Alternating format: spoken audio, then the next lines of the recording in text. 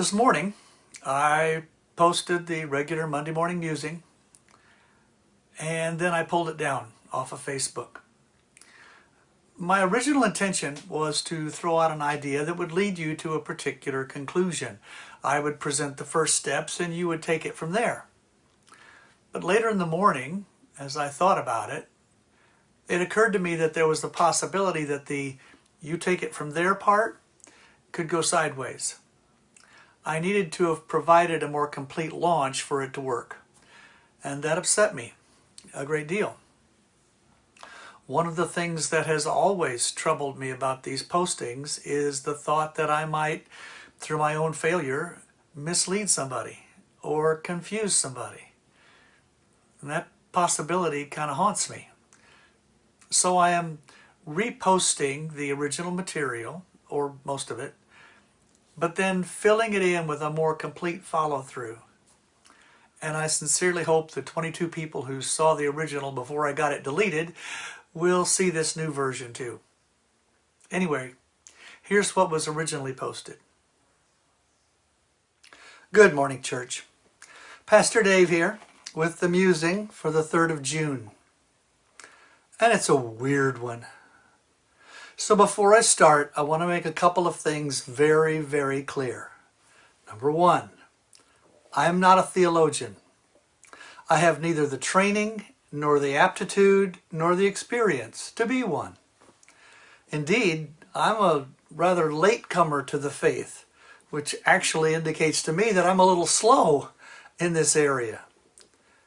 And number two, there is a reason why I call these postings Monday morning musings instead of the gospel according to Dave. My thoughts are simply that, thoughts, things that occur to me, questions I have, opinions. If they seem to have some validity to you, fine. If they seem off the wall stupid to you, fine. In other words, if they help you, use them. If they don't help you, ignore them. Actually, the unspoken purpose of all this is to give you something to think about, to get you into your own musing, to get you to ponder, to pray, to pursue God's truth.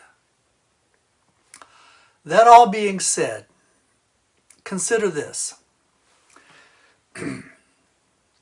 In any relationship between two parties, there will inevitably come a time in which there is what might be called a divergence of desire.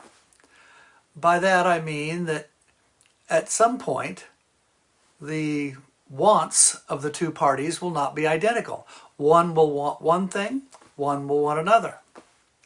Now, if the two parties are equals, the difference will result in the two simply doing different things, pursuing individual goals. You decide your path forward, and I'll decide mine. But what if the two are not equals? What if one party is God and the other party is me? What then?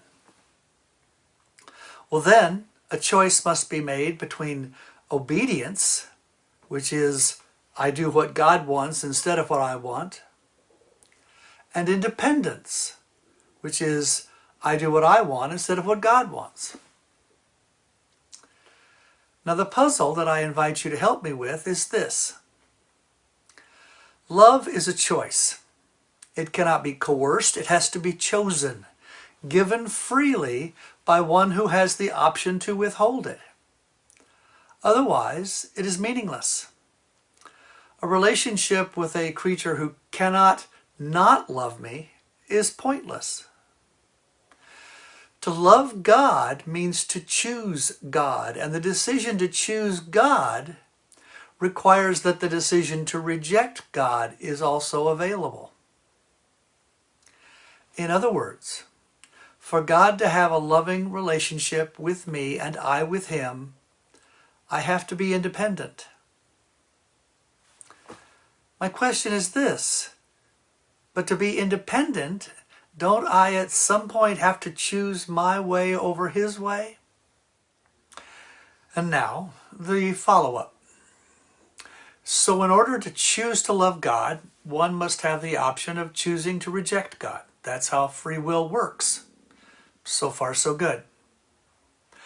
The rest of the posting was about the strange reality that the independence we need in order to truly love God is most often demonstrated through disobedience, rejecting God. And that maybe that's all part of the process in some way. After all, that seems to be in line with God's overall plan. He creates the world, we mess it up, He fixes it. God took our disobedience into account before creation. So our sin is a part of the salvation plan. It's just the part that makes the rest of the plan necessary. And that's where the trouble begins. One might infer that since it can lead to loving God, disobedience is in itself somehow a good thing. To quote the Apostle Paul in a similar context, by no means. Disobedience to God is not a good thing, not at all. It is inevitable, but that doesn't make it a good thing. In all human history, only one has been both perfectly independent and perfectly obedient, and he was divine. The rest of us are not in that situation.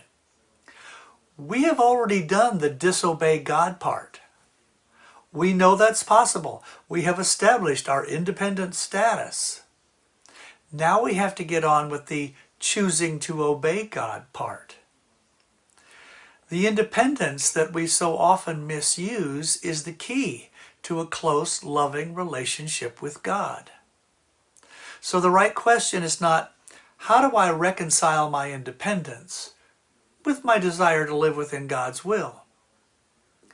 The right question is, how do I submit my independence to God so as to live in happy obedience? And God bless you all.